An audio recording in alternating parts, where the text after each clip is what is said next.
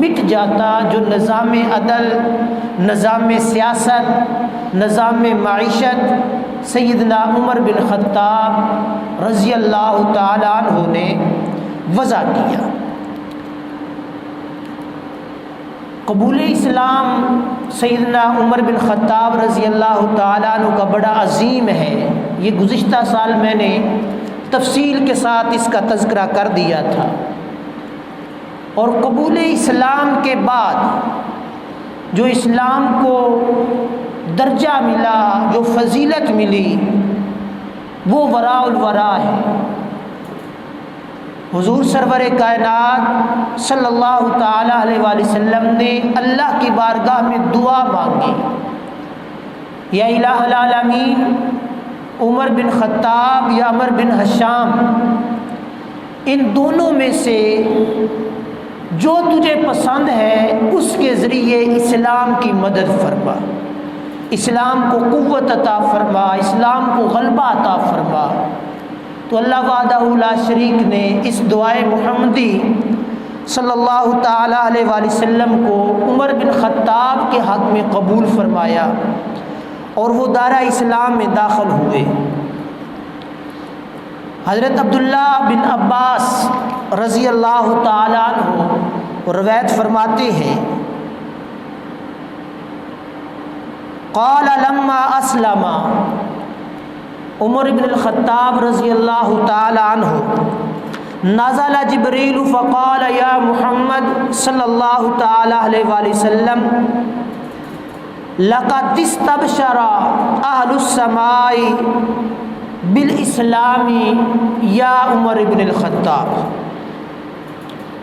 حضرت عبداللہ بن عباس مسعود رضی اللہ تعالی عنہ روایت فرماتے ہیں کہ جب عمر نے قبول اسلام کیا تو جبرائیل امین نازل ہوئے حضور علیہ السلام کی بارگاہ میں اور عرض کیا، فقال یا محمد، اے محمد صلی اللہ تعالی علیہ وآلہ وسلم، عمر کے اسلام لانے پر اہل آسمان بھی خوش ہیں اور ایک دوسرے کو مبارکباد پیش کر رہے ہیں اور خوشی کا اظہار کر رہے ہیں، اور آپ بھی اہل ایمان کو مبارکباد پیش کر دیں کہ عمر نے اسلام قبول کر لیا، گویا اسلام کا غلبہ ہو گیا، اسلام طاقتور ہو گیا، اسلام مضبوط ہو گیا۔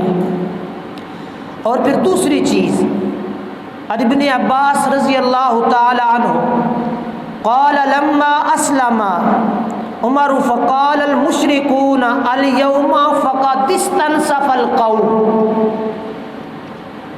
حضرت ابن عباس رضی اللہ تعالی عنہ فرماتے ہیں کہ جس دن عمر بن خطاب نے قبول اسلام کیا، دارہ اسلام میں داخل ہوئے، تو کافر اور مشرکین آپس میں یہ باتیں کرنے لگے، ایک دوسرے سے کہنے لگے کہ آج ہماری قوم دو حصوں میں بٹ گئی، یعنی آدھی قوم مسلمان ہو گئی اور آدھی قوم جو ہے وہ پیچھے رہ گئی، باقی رہ گئی۔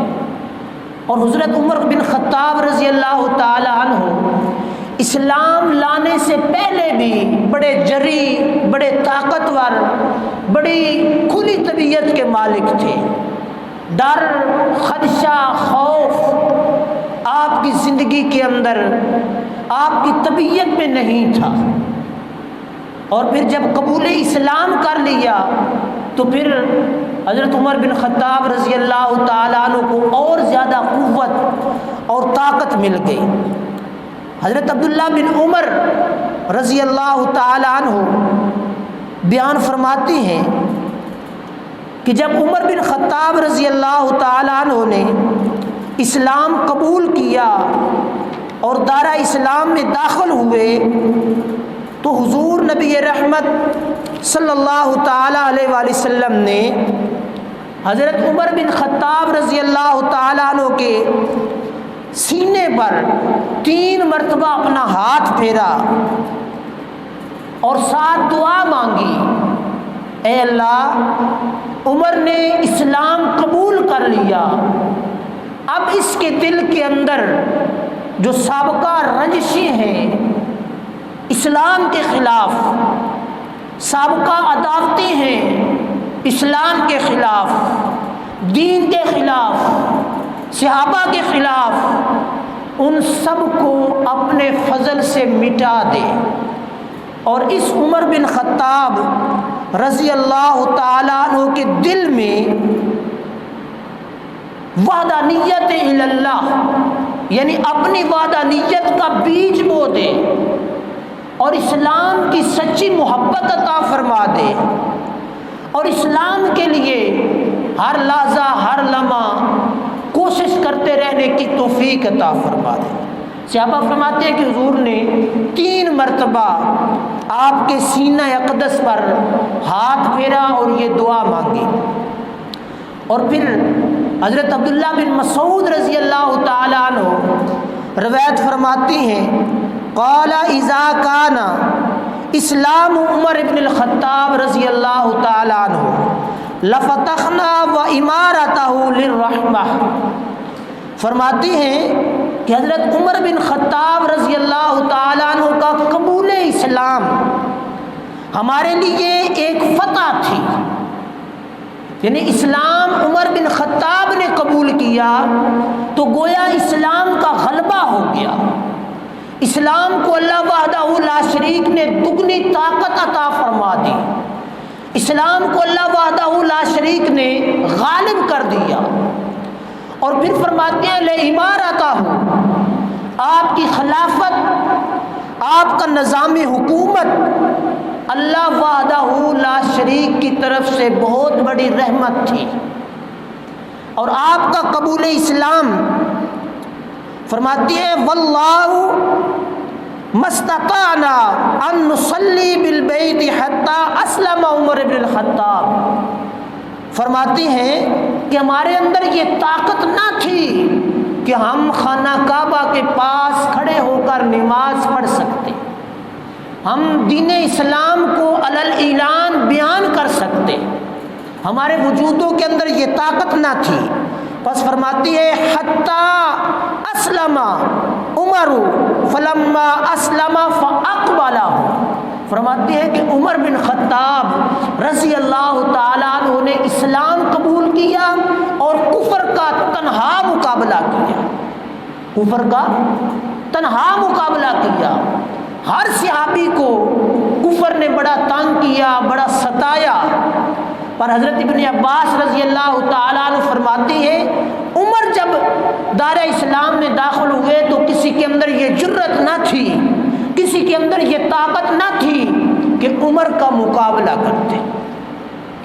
تو پھر فرماتی ہیں فلما اسلم فاقبلہ، انہوں نے حضرت عمر فاروق نے کفر کا مقابلہ کیا، حتی دعونا فصلینا، یہاں تک کہ ہم نے علل اعلان نماز بھی پڑھی اور ہم نے پھر اسلام کی دعوت کو بھی عام کر دیا، ہم نے اسلام کی دعوت کو عام کر دیا۔ پھر ہر صحابی کے اندر یہ طاقت آ گئی، ہر صحابی کے اندر یہ جرت آ گئی کہ ہر صحابی اپنے گھر میں، اپنے عزیز و اقارب میں اسلام کی تبلیغ کرنا شروع ہو گئے، پھر گلی گلی کونچے کونچے ہر گھر میں اسلام کی دعوت پہنچنا شروع ہو گئی، جو عمر بن خطاب کے قبول اسلام سے پہلے ناممکن تھا۔ تو یہ سیدنا عمر بن خطاب رضی اللہ تعالی عنہ کی جرت اور بہادری تھی، آپ کی طاقت اور اسلام کے ساتھ جو آپ کی محبت تھی، یہ اس محبت کا انداز تھا۔ اور حضرت ابن عباس رضی اللہ تعالیٰ عنہ فرماتے ہیں کہ حضرت عمر بن خطاب نے کفر کو للکارا، آواز دی اور حضور کی بارگاہ میں عرض کیا یا رسول اللہ صلی اللہ تعالیٰ علیہ وسلم، آج دنیا کو پتہ چل جانا چاہیے کہ عمر نے اسلام قبول کر لیا ہے، آج ہم خانہ کعبہ میں علل اعلان نماز پڑھیں گے۔ اور عمر فاروق نے اپنی تلوار نکال لی اور کفر کو اعلان کر دیا، فرمایا آج جو اپنے بچوں کو یتیم کروانا چاہتا ہے وہ آئے اور آ کر عمر کا مقابلہ کرے، آج ہم اسلام کو علل اعلان بیان کرنے لگے۔ جو نماز چھپ کر پڑھتے تھے، آج ہم لوگ چھپ کے نہیں پڑھیں گے، باطل طاقتوں کو پتہ چل جائے کہ عمر اسلام میں داخل ہو چکے۔ تو یہ عمر بن خطاب رضی اللہ تعالیٰ عنہ کے فضائل کے اندر بے شمار چیزیں آ گئیں، اور ان کو اختصار کر رہا ہوں۔ آپ نے نظام عدل کو اختیار کیا، یہ بڑی ضروری چیز ہے۔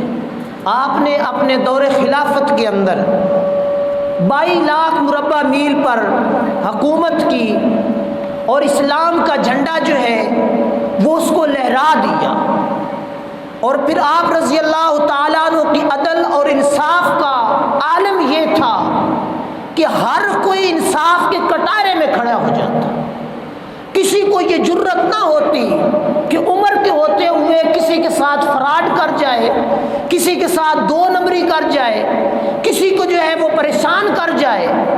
یہاں تک کہ غسان کے علاقے کا بادشاہ، وہ عمر فاروق رضی اللہ تعالیٰ عنہ کے دور خلافت کے اندر دارا اسلام میں داخل ہوا، اور نبی علیہ الصلوۃ والسلام نے اس کو خط لکھا تھا اس بادشاہ کو کہ اسلام قبول کر لے۔ غسان کا بادشاہ تھا لیکن اس نے قبول نہ کیا، 100 وجوہات تھیں، لیکن چلتا چلتا زمانہ فاروق اعظم کا آ گیا، اس کے دل کے اندر اسلام کی جو ہے وہ قوت ٹھاٹھ بیٹھنے لگی۔ پھر وہ 500 لوگوں کے ساتھ مدینہ منورہ کے قریب آ گیا۔ جب 2 منزل کے فاصلہ رہ گیا تو اس نے حضرت عمر بن خطاب رضی اللہ تعالیٰ عنہ کو پیغام بھیجا کہ میں 500 لوگوں کے ساتھ مدینہ منورہ کی طرف آ رہا ہوں، میں اسلام قبول کرنا چاہتا ہوں۔ تو حضرت عمر فاروق رضی اللہ تعالیٰ عنہ نے مدینہ شریف میں اعلان کر دیا، غسان کا بادشاہ اسلام قبول کرنے کے لیے آ رہا ہے، وقت کا بادشاہ ہے، اس کے شیان شان استقبال کیا جائے۔ تو حضرت عمر فاروق نے اس کا استقبال کیا۔ اتفاقی طور پر وہ حج کے ایام قریب آ رہے تھے، حضرت عمر بن خطاب رضی اللہ تعالیٰ عنہ حج کی تیاری کر رہے تھے، تو وہ بھی آیا، تو اس نے بھی دیکھا کہ حضرت عمر فاروق حج کی تیاری کر رہے ہیں، تو اس نے کہا میں بھی آپ کے ساتھ چلوں گا حج کے لیے۔ آپ نے فرمایا ٹھیک ہے میرے ساتھ چل۔ حج کرنے کے لیے کعبہ معظمہ پہنچ گئے۔ حضرت عمر فاروق رضی اللہ تعالیٰ عنہ کی معیت میں اس کا پورا قافلہ اور باقی مدینے کے اور لوگ حج کے لیے آ گئے۔ تو چونکہ وہ بادشاہ تھا، اس کے اندر ایک تکبر تھا، اس کے اندر ایک بڑائی تھی، اس کا تہبند جو ہے وہ زمین پر گھسیٹ رہا تھا، یعنی لٹکا ہوا تھا، نیچے وہ آگے آگے چل رہا ہے، طواف کر رہا ہے، اور اس کا تہبند نیچے زمین کے اوپر جو ہے وہ آ رہا ہے۔ تو کسی ایک شخص کا پاؤں اس کے تہبند کے اوپر آ گیا اور اس کا تہبند کھل کے زمین پر گر پڑا۔ اب بادشاہ تھا، اس کو بڑا غصہ آیا، وہ واپس پلٹا، جس کا پاؤں اس کی وہ تہبند کے اوپر آیا، لکیا دے اتے آیا، ان مکہ ماریا بڑا زور دا، منہ دے اتے نک دی ہڈی ٹوٹ گئی۔ وہ صحابی سیدنا عمر بن خطاب رضی اللہ تعالیٰ عنہ کے دربار میں پہنچے، یا رسول اللہ فلاں بندے نے میرے ساتھ زیارتی کی ہے، میں نے جان بوجھ کر پاؤں نہیں رکھا، بس غفلت میں آ گیا، یا اس کو دیکھا نہیں تو میرا پاؤں اس کے تہبند کے اوپر آ گیا تو اس کا تہبند گر گیا، اس نے میرا یہ حال کر دیا۔ تو حضرت عمر فاروق نے اس کو بلا لیا، وہ جو بادشاہ تھا وقت کا، اس کو بلا لیا۔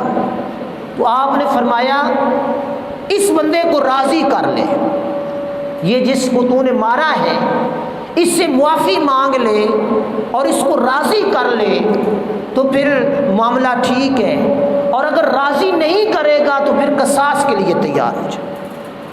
تو اس نے آگے سے جو جملے کہے وہ بھی بڑے عجیب تھے۔ اس نے کہا میں وقت کا بادشاہ ہوں اور یہ ایک معمولی شخص ہے جس کے مقابلے میں مجھے کھڑا کیا جا رہا ہے۔ تو حضرت عمر بن خطاب نے تاریخی جملے ارشاد فرمائے، تو آپ نے ارشاد فرمایا یہ اسلام ہے، اسلام کے اندر بڑا چھوٹا نہیں ہوتا، اسلام کے اندر امیر غریب نہیں ہوتا، اسلام کے اندر بادشاہ اور غریب نہیں ہوتا۔ جب اسلام میں داخل ہوا تو اسلام کا یہ نظام عدل ہے نظام انصاف ہے، اس کو راضی کر لے، یہ تجھے معاف کر دے تو پھر معاملہ سلجھ جائے گا، اور اگر نہیں کرے گا تو پھر کیا ہوگا، پھر تجھ سے بدلہ لیا جائے گا۔ تو اس نے کہا میں پھر اسلام چھوڑ دوں گا۔ حضرت عمر فاروق رضی اللہ تعالیٰ عنہ نے فرمایا اگر تو اسلام چھوڑ دے گا، عیسائی ہو جائے گا، پھر تو مردود ہو جائے گا، اور مردود کا قتل کرنا لازم ہے، ہم تجھے قتل کر دیں۔ اب وہ عجیب پھنسا، آپ نے فرمایا اسی مقام پر جہاں طواف کعبہ ہو رہا تھا اس کو تو نے مارا، اسی مقام پر کھڑے ہو کر سارے لوگوں کو متوجہ کر کے اس سے معافی مانگ لے۔ اس نے پھر کہا کہ ایک رات کی مہلت مجھے دے دی جائے، میں سوچ لیتا ہوں۔ وہ رات کی تنہائی میں پھر اپنا قافلہ لے کر بھاگ گیا تھا۔ حضرت عمر فاروق نے نرمی نہیں برتی تھی، اور آپ کا نظام حکومت تھا، نظام خلافت تھا، آپ گورنر بنا کر لوگوں کو بھیجتے مختلف علاقوں کے اندر، مختلف قبیلوں کے اندر۔ جب گورنر بنا کے بھیجتے تو کچھ شرائط رکھتے، گورنر کی کچھ شرطیں ہوتی ہیں۔ آج ہمارا بھی جب کوئی عہدے پر بیٹھتا ہے تو اس سے حلف لیا جاتا ہے، تو حضرت عمر فاروق رضی اللہ تعالیٰ عنہ بھی اس شخص سے حلف لیتے، اور حلف لیتے ہوئے آپ ارشاد فرماتے سب سے پہلی چیز یہ ہے کہ تو اچھا کھانا نہیں کھائے گا، یعنی عوام جو ہے وہ لوز کھانا کھا رہے ہوں اور تو وقت کا گورنر ہو کر طاقتور کھانا کھا رہا ہو، ایسا نہیں ہوگا، جو عوام کھائے گی وہ تو کھائے گا۔ اور دوسری چیز فرمایا ریشم کا لباس نہیں پہنو گے۔ تیسری چیز فرمایا دروازے پہ دربان کھڑے نہیں کرو گے۔ یہ ہمارے ہوتے ہیں نا حکمران، ان کے دروازوں پہ گن مین کھڑے ہوئے ہیں، ان کے ساتھ آگے پیچھے، تو فرمایا کہ اپنے دروازے پہ دربان نہیں رکھنا، اور پھر فرمایا کہ اپنے دروازے سائل کے لیے ہمیشہ کے لیے کھلے رکھنا۔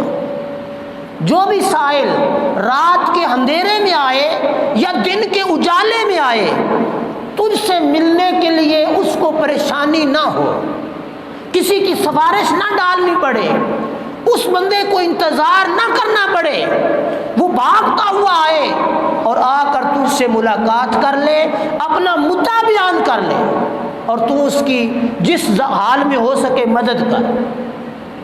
تو مصر کا گورنر تھا، اس کے بارے میں کسی نے شکایت کی کہ وہ ریشمی لباس بھی پہنتے ہیں، غذا بھی اچھی کھاتے ہیں، اور دروازے پہ دربان بھی رکھے ہوئے ہیں۔ تو حضرت عمر فاروق نے صحابہ کو حکم دیا فوراً اس کو گرفتار کیا جائے، فوراً اس کو گرفتار کر کے لایا گیا۔ آپ نے اس سے مخاطب ہو کر فرمایا کہ میں نے تجھے انسانوں کا حکمران بنایا تھا، پر تو انسانوں کی حکمرانی کے قابل نہیں ہے۔ بکریوں کا ریوڑ اس صحابی کے اس گورنر کے سپرد کیا، فرمایا یہ لباس اتار دے، آج سے عاجزانہ لباس پہن لے، تو انسانوں کی حکومت کے قابل نہیں، یہ بکریاں لے جا اور جا کے جنگل میں ان کو چرایا کر۔ یہ نظام حکومت۔ اور پھر ہر کسی کو پتا تھا کہ سیدنا فاروق اعظم رضی اللہ تعالی عنہ جو بات کرتے ہیں، جو فیصلہ کرتے ہیں، وہ فیصلہ حق پر مبنی ہوتا ہے، اس فیصلے کے اندر لچک نہیں ہوتی۔ اور آپ رضی اللہ تعالی عنہ نے مدینہ شریف کے اندر وہ نظام وضع کیا۔ آج ہمارے حکمران پھرتے ہیں، ہر کسی کے پیچھے 50-50 گاڑیاں ہیں، آگے 50-50 گاڑیاں ہیں، VIP پروٹوکول ہے، حفاظتی لوگ ہیں، کسی نے آنا ہو چیمبر لگ جاتی ہیں، فون سروس معطل ہو جاتی ہے، کیوں جی وزیر صاحب آ رہے ہیں، مشیر صاحب آ رہے ہیں، وقت کا بادشاہ سلامت آ رہا ہے، وقت کا وزیر اعلیٰ یا وزیر اعظم آ رہا ہے، باقی دنیا کے سارے نظام معطل، سڑکیں معطل، کسی اور کو اسپتال جانے کی بھی اجازت نہیں ہے۔ پر قربان جائیں فاروق اعظم رضی اللہ تعالیٰ عنہ کے نظام حکومت پر، نظام عدل پر، آپ کی جرت اور بہادری سے کیسو کسرا کے محلات کے اندر زلزلے بپا ہوئے، ایک ایلچی ملنے آیا، خادم ملنے آیا کیس و کسرا کے لوگوں کا، اس نے آ کے پوچھا مدینہ منورہ میں اس عمر بن خطاب سے ملنا ہے جس کے دبدبے سے زمین کانپتی ہے، جس کے روب سے ساری دنیا جو ہے وہ تھرتھراتی ہے، ڈرتی ہے۔ تو کسی نے بتایا کہ عمر بن خطاب تو مسجد میں ہوں گے۔ مسجد میں گئے، پتہ چلا کہ مسجد میں نہیں ہے، وہ فلاں جگہ پہ مکان بن رہا ہے، وہاں مزدوری کر رہے ہوں گے۔ وہاں گئے، انہوں نے کہا کہ یہاں پہ تو نہیں ہے، وقفہ ہے ہمارا، وہ دور چلے جاؤ۔ عمر بن خطاب وہ درخت کے نیچے آرام کر رہے ہیں۔ جب وہ شخص وہاں پہنچا، اس نے دیکھا وہ شخص جس کے روب اور دبدبے سے زمین و آسمان پہ زلزلے طاری ہیں، وہ شخص پتھر کا سرانہ رکھ کے مٹی کے اوپر، ریت کے اوپر سو رہا ہے۔ اس شخص کے ذہن میں یہ خیال آیا، یہ وہ عمر ہے، کمزور سی جان ہے، ظاہری طور پر کمزور سا وجود ہے، اور اس سے ساری دنیا کانپتی ہے، اس کو مارنا، قتل کرنا تو بڑا آسان ہے۔ اس نے کہا میں اس کا کام تمام کر دیتا ہوں۔ میان سے تلوار نکالی، قریب ہوا، جب قریب ہوا تو دائیں بائیں سے شیر نکل آئے، انہوں نے اس کو گھورنا شروع کر دیا، اس کو بھگا دیا۔ حضرت عمر بن خطاب وہ آواز سن کر بیدار ہوئے۔ اس نے حضرت عمر بن خطاب نے کہا کیا بات ہے، پناڑیاں کیوں پریشان ہیں؟ تو جواب دیا یہ شیر آ گئے ہیں، میں تو کوئی اور ارادہ رکھتا تھا، یہ شیر آ کے میرا مقابلہ کر رہے ہیں، مجھے مار رہے ہیں۔ تو آپ نے فرمایا یہ شیر ایسے نہیں ہیں، میں نے زمین پر انصاف کیا ہوا ہے، رب نے حفاظت کا ذمہ لیا ہوا ہے، حفاظت میری اللہ کرتا ہے۔ آج ہمارے حکمرانوں کو ڈر ہے، جب انصاف کا بول بالا ہوگا تو حفاظت کون کرے گا؟ اللہ کرے گا۔ انصاف کا نظام ہوگا، حفاظت کی ذمہ داری اللہ وحدہ لا شریک کی ہے۔ آپ رات کو گلیوں میں گشت لگایا کرتے، آپ نے دیکھا ایک بیٹی اپنی ماں سے مکالمہ کر رہی ہے، ماں بیٹی کو کہتی ہے بیٹا دودھ میں پانی ملا لو، بیٹی کہتی ہے نہیں، مسلمانوں کے خلیفہ امیر المومنین عمر بن خطاب کا حکم ہے کہ دودھ میں پانی نہیں ملانا۔ بیٹی آگے سے جواب دیتی ہے، وہ ماں کہتی ہے کہ بیٹی کون سا عمر دیکھ رہا ہے؟ عمر بار گلی میں یہ باتیں سن رہے ہیں۔ فرمایا وہ عورت کہنے لگی کون سا عمر دیکھ رہا ہے؟ وہ بیٹی کہنے لگی عمر تو نہیں دیکھ رہا، لیکن عمر جس اللہ کا بندہ ہے وہ اللہ تو یقیناً دیکھ رہا ہے۔ حضرت عمر بن خطاب گھر گئے، اپنی گھر والی سے مشورہ کیا، فرمایا یہ بیٹی میری بہو بنے گی، اس کو میں اپنی بہو بناؤں گا۔ رشتہ بھیج دیا، آ گئی گھر میں۔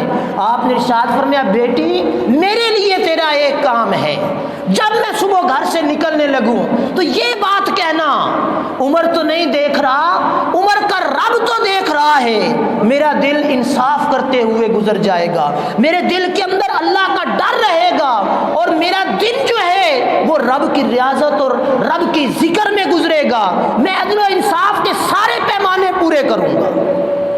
یہ نظام انصاف تھا۔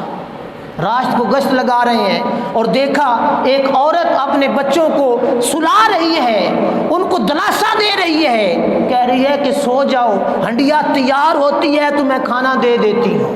حضرت عمر بن خطاب گلی میں یہ باتیں سن رہے ہیں، اندازہ ہو گیا کہ یہ بچوں کو دا لگا رہی ہے۔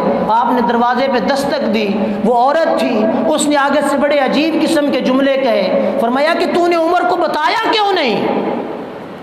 وقت کا خلیفہ ہے، پیغام بھیجتی کہ میرے گھر میں کھانے کے لیے کچھ نہیں ہے۔ اس عورت نے جو جملے کہے وہ تاریخی ہیں۔ حضرت عمر فاروق رضی اللہ تعالیٰ عنہ فرماتی ہیں کہ وہ جملے سن کر میرا دل چھلنی ہو گیا۔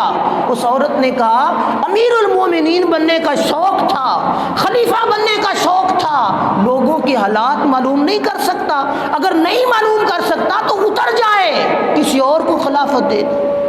حضرت عمر فاروق بھاگتے ہوئے گئے، بیت المال سے وہ بوری اپنے کندھے پہ اٹھائی اور لا کر اس عورت کے ساتھ مدد کی، کھانا پکایا، بچوں نے کھا لیا۔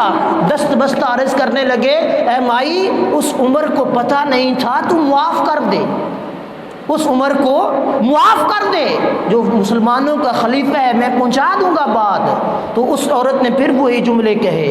پھر آہستہ آہستہ باتوں باتوں میں اس عورت کو پتہ چل گیا کہ واقعی یہی عمر بن خطاب ہیں۔ وہ پھر قدموں میں گر گئی، آپ نے پکڑ کے اٹھایا، فرمایا یہ تیرے لیے ندامت نہیں، یہ تو فخر سے بات بیان کر رہی ہے، اور عمر کو واقعی مسلمانوں کی رعایا کا خیال رکھنا چاہیے۔ اور یہی وجہ ہے کہ آپ نے پھر ارشاد فرمایا کہ اگر دریا کے کنارے پر کتے کا بچہ بھی بھوکا مر گیا، کل قیامت کے دن عمر بن خطاب سے پوچھا جائے گا۔ یہ نظام عدل تھا، یہ نظام سیاست تھا۔ مدینہ منورہ کی سرزمین پر زلزلہ آ گیا، آپ نے درہ مارا، اور درہ مار کر فرمایا کیوں کانپتی ہے؟ کیا عمر تجھ پر انصاف نہیں کر رہا؟ تاریخ بتاتی ہے کہ اس کے بعد وہ ایک درہ کھانے کے بعد آج تک مدینہ کی سرزمین پہ زلزلہ نہیں آیا۔ عمر نے ایسا انصاف کا بول بالا کر دیا تھا۔ آج ہم لوگ دیکھیں، ہم ظلم و ستم کی چکیوں میں پستے چلے جا رہے ہیں۔ ہمارے حکمران، ہمارے سیاستدان، عمر تو وہ ہیں جو کہیں جانور کا بچہ دریا کے کنارے پہ بھوکا مر گیا تو قیامت کے دن عمر سے پوچھا جائے گا۔ آج دیکھیں ہمارے سندھ کے اندر تھل کا علاقہ ہے، وہاں بچے معصوم بڑے وہ علاقہ پانی کو ترس رہا ہے، زرداری صاحب کے گھوڑے مربے کھاتے ہیں۔ ہمارے ملک پاکستان کے اندر غریب انسان، غریب کے بچے روٹی کو ترس رہے ہیں، مکان کو ترس رہے ہیں، جھونپڑی کو ترس رہے ہیں۔ عمران خان صاحب کے کتے اے سی میں سوتے ہیں۔ یہ نظام حکومت نہیں ہے۔ آج اوپر سے لے کر نیچے تک، چپڑاسی سے لے کر صدر پاکستان تک، وزیر اعظم، وزیر اعلیٰ، ہر کوئی کرپٹ ہے۔ یہی وجہ ہے کہ آج ہم لوگ ظلم و ستم کی چکیوں میں پستے چلے جا رہے ہیں۔ ہم نے اپنا ووٹ بیچا 500 روپے میں، آگے جا کے جس کو ہم نے اپنا ووٹ دے دیا، بیچ دیا، اس کی قیمت جا کے لگی 40 کروڑ، اس کی قیمت جا کے لگی 5 ارب۔ تو ہم لوگ یار اپنے ضمیر کا سودا پہلے دن سے کر دیتے ہیں، اور پھر حکمرانوں کو ہمیں بھی نہیں کوسنا چاہیے۔ ہم نے اپنا ضمیر پہلے دن بیچ دیا۔ ہم اپنے ضمیر سے کسی کو ووٹ نہیں کر سکتے، کسی کے دباؤ میں آ کر ووٹ کرتے ہیں، کسی کے پریشر میں آ کے ووٹ کرتے ہیں۔ اور پھر نظام کیا ہے؟ پٹرول مہنگائی کی صورت میں، سیلاب کی صورت میں، اور بجلی کے بلوں میں اگر 3 یونٹ 7 یونٹ کسی کے سڑے ہوئے ہیں، 3500 روپیہ اس کا بل آ رہا ہے۔ یہ آج کے بل جا کے دیکھنا اپنے اس مہینے کے۔ یہ ہماری غلطیاں ہیں، یہ ہماری خطائیں ہیں کہ ہم نے پہلے دن انصاف کو بیچ دیا۔ آج ہمارے اوپر ظالم حکمران مسلط ہو گئے، اپنے ووٹ کے لیے، اپنی حکومت بنانے کے لیے ان لوگوں کے پاس کروڑوں روپیہ ہے۔ غریب عوام کے بچوں کو تعلیم دینے کے لیے، غریب لوگوں کو علاج دینے کے لیے، غریب لوگوں کو خوراک دینے کے لیے ہماری حکومتوں کے خزانے خالی ہیں۔ یہ کیا ہے؟ یہ ناانصافی ہے، اور ناانصافی وہ نہیں کر رہے، میں اور آپ کر رہے ہیں، جنہوں نے پہلے دن اپنا ضمیر بیچ دیا۔ انہوں نے اپنا ضمیر بیچ دیا، انہوں نے اپنا ضمیر بیچ دیا۔ بکتے بکتے آج ہمارے ملک پاکستان کا نظام دیکھیں، لاکھوں روپیہ تنخواہ لینے والا جج ایک غریب یتیم اور مسکین جو 5000 روپیہ مہینہ تنخواہ لیتا ہے، اس سے جب رشوت وصول کرتا ہے تو رب کی رحمت کا نزول نہیں ہوتا۔ آج وہ وکیل جو جانتا ہے کہ یہ قاتل ہے، یہ مقتول ہے، پر قاتل وہ جو ہے وہ چکی میں پستے نہیں ہیں، اور مقتول جن کا مر گیا وہ بیچارے سزائیں بھگتتے ہیں۔ وکیل صاحب رشوت لے کر، پیسہ لے کر، جائیداد لے کر جھوٹے کو سچا کر دکھاتے ہیں۔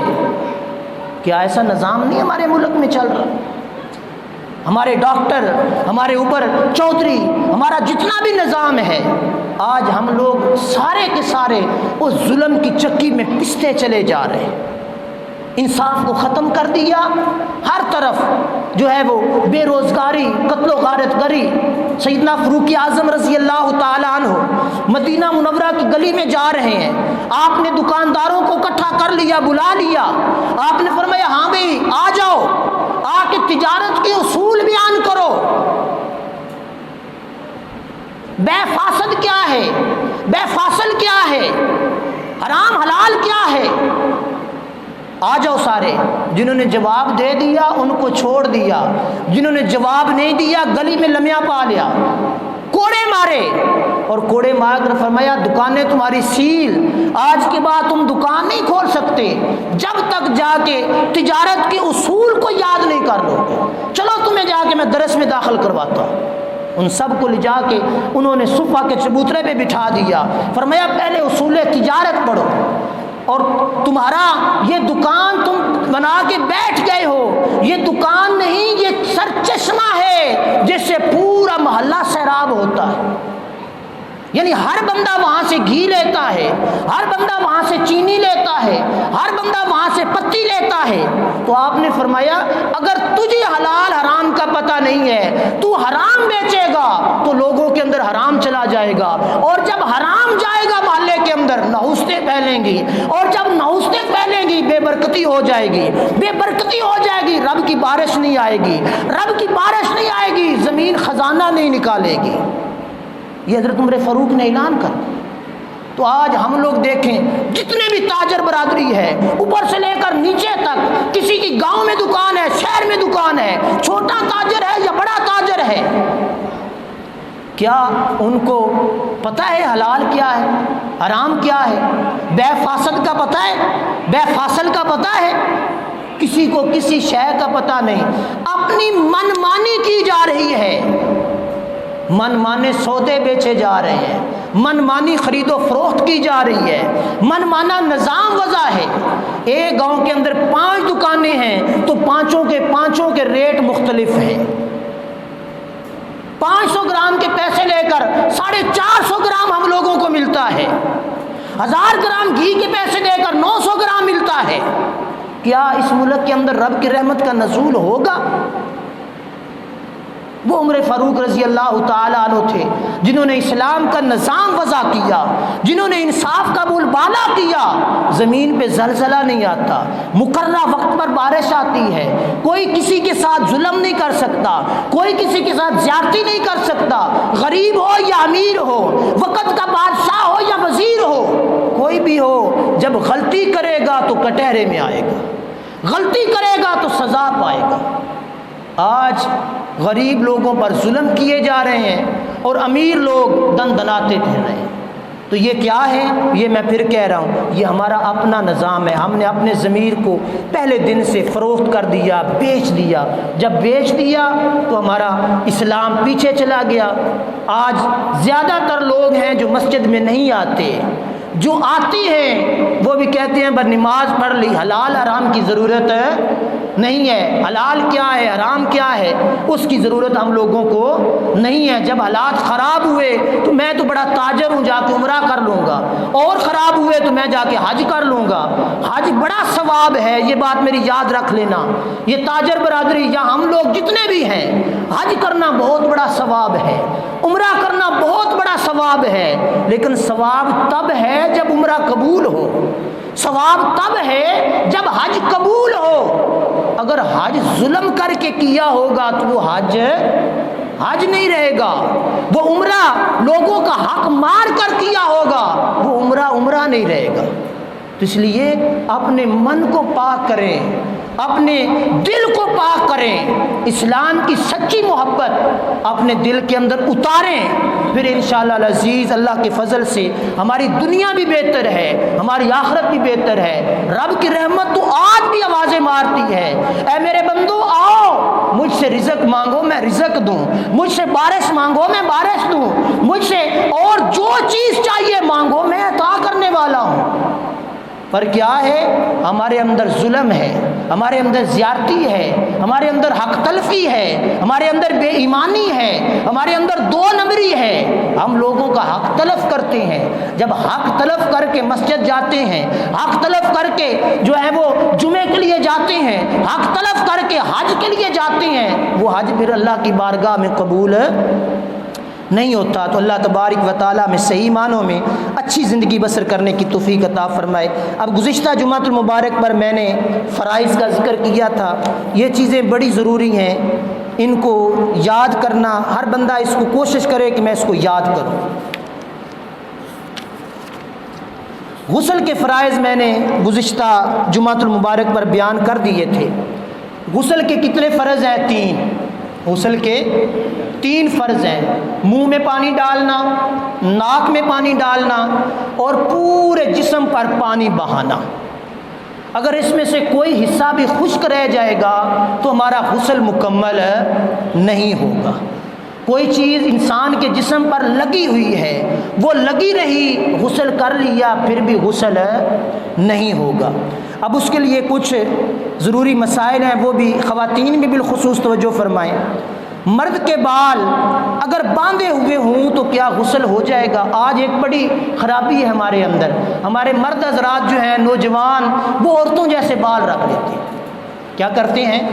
عورتوں جیسے لمبے بال۔ آپ نے مردوں کو، نوجوانوں کو پیچھے جوڑا لائے بھی دیکھا ہوئے گا، گت بنائے بھی دیکھا ہوئے گا، بڑے مطلب ہے نظام ہے ایسے عجیب عجیب، اور عورتیں ہماری جو ہیں وہ بودیاں کروا لیتی ہیں۔ تو یہ مسئلہ یاد رکھیں، اگر کسی مرد نے بال لمبے رکھ لیے، گت کر لی یا جوڑا لا لیا یا کوئی اس قسم کی اور جو ہے وہ شکل بنا لی، تو مرد کو بالوں کی جڑ سے لے کر بالوں کے سرے تک ہر بال کو بھینا، گلا کرنا، پانی بہانا لازم ہے۔ سمجھ آئی؟ کسی بندے دے وال وڈے نے، وہ آدھے بھائی چلو تھلیو میں پا لی نہ پانی، تو اگوں سارے بہنے دی کوئی نہیں لوڑ، وہ دا غسل نہیں ہوگا۔ اس کے برعکس عورت ہے، عورت نے گت کی ہوئی ہے یا اس نے کوئی بھی اپنا مطلب بنایا ہوا ہے، اس نے بالوں کی جڑوں تک پانی پہنچا دیا، اس کا غسل ہو جائے گا۔ عورت کو سارے بال کھولنے کی ضرورت نہیں ہے، کھول لے تو بہتر ہے، لیکن جڑوں تک پانی چلا گیا، پانی اس کی تہہ میں چلا گیا تو اس کے لیے کافی ہو جائے گا۔ اور ایک بڑی ضروری چیز دوسری ساتھ یہ ہے، ہماری عورتیں یہ ناخنوں پہ نیل پالش لگاتی ہیں کہ نہیں لگاتی؟ یا پھر یہ چیزیں جو ہے نا، یہ مطلب ہے یہ فیشن آ گیا ہے، بربیٹے لاندیاں نے، اتنے ابروਆਂ جڑیاں ہوندیاں نے اے لاندیاں نے، وہ ٹیپ کے ساتھ لگاتی ہیں۔ وہ لگی ہوئی کوئی بھی ایسی چیز حسن میں اضافے کے لیے، کوئی بھی ایسی چیز انسان نے اپنے جسم پہ لگائی جس کے اوپر تہ لگ گئی، غسل نہیں ہوگا۔ نیل پالش لگائی، نیل پالش لگا کے غسل ہو گیا لازم، غسل کیا تو وہ غسل نہیں ہوگا۔ اب اس چیز کو میں سارا نہیں کھول سکتا، ہماری بچیاں یا بچے جب ہم لوگ شادی کرتے ہیں تو اس وقت کیا معاملات ہوتے ہیں، اس کو ہر بندہ بریکی سے سمجھتا ہے۔ اور اس کے ساتھ کوئی بھی چیز ہم مرد ہیں یا عورتیں ہیں وہ اپنے جسم پر لگاتی ہیں جو پینٹ کی شکل میں ہو، پیٹ کی شکل میں، مثال کے طور پہ مہندی لگاتے ہیں، مہندی پیٹ کی شکل میں نہیں ہوتی، مہندی رنگ چھوڑتی ہے، اس کی تہ اتر جاتی ہے، اس میں غسل کیا تو اس کا غسل مکمل ہے۔ اگر نیل پالش لگائی ہوئی ہے تو نیل پالش لگا کے اس کو اتارا نہیں ہے، ریموو نہیں کیا، تو پھر کیا ہوگا؟ پھر غسل نہیں ہوگا۔ اسی طرح مرد نے غسل کیا، اپنا جسم اس نے سارا دیکھا، اس کے اوپر کوئی ایسی چیز نہیں لگی ہوئی، لیکن غسل کر چکا، نماز پڑھ چکا 1 یا 2 یا 3، تو اس نے دیکھا کہ جسم پر تو کہیں کوئی نہ کوئی چیز چپکی ہوئی ہے، ٹیپ لگی ہوئی ہے، یا کوئی اس طرح کا کوئی پینٹ کا کام کرتا ہے، پینٹ لگا ہوا ہے، یا کوئی اور چیز، تو اس نے غسل کر کے نماز پڑھی، نماز پڑھنے کے بعد اس نے اس چیز کو دیکھ لیا، تو پھر وہ نماز لٹانے کی ضرورت نہیں ہے، وہ چیز فوراً اتارے اور اس جگہ کو دھو لے تو کافی ہو جائے گا۔ اسی طرح کوئی زخم ہے کسی انسان پر، پٹی باندھی ہوئی ہے، تو پٹی ایسی ہو جس میں زخم کے بڑھنے کا خدشہ ہو تو پھر مسح کر لے، اور اگر پٹی سے جو ہے وہ زخم بڑھتا نہیں ہے، اس میں کوئی پریشانی لائق نہیں ہوتی، تو پھر اتار کر اس کو مکمل دھوئے گا تو پھر غسل ہوگا۔ کئی دفعہ سٹ لگ جاتی ہے، زخم نہیں ہوتا لیکن درد واسطے اتنے پٹی بننی ہے، درد واسطے پٹی بننی ہے تو لا کے اتنے پانی پانا یہ لازم۔ یہ ضروری چیزیں ہیں، ان کو ہر بندہ یار کوشش کرے، یاد کرے۔ بڑے افسوس سے مجھے یہ بات کہنی پڑتی ہے کہ ہم بڑے ہو گئے، نوجوان ہو گئے، بوڑھے ہو گئے، لیکن ہمیں غسل کا طریقہ نہیں آتا، غسل کے فرائض کا ہم لوگوں کو پتہ نہیں ہے۔ وہ کسے پوچھے آپ غسل کیویں کرید ہے، وہ بابا آئی 70 سالہ ہو سکے لے غسل کرنے کا کیڑا طریقہ ہے، چادر بندی تو نلکے تھلے وڑ گیا، پانی پا کے آ گیا تو نوی گیا۔ یہ نوینا نہیں ہوتا جب تک اس کے فرائض کو ہم لوگ پورا نہیں کریں گے۔ اللہ پاک ہمیں عمل کی توفیق عطا فرمائے، آمین۔ وآخر دعوانا الحمدللہ رب العالمین۔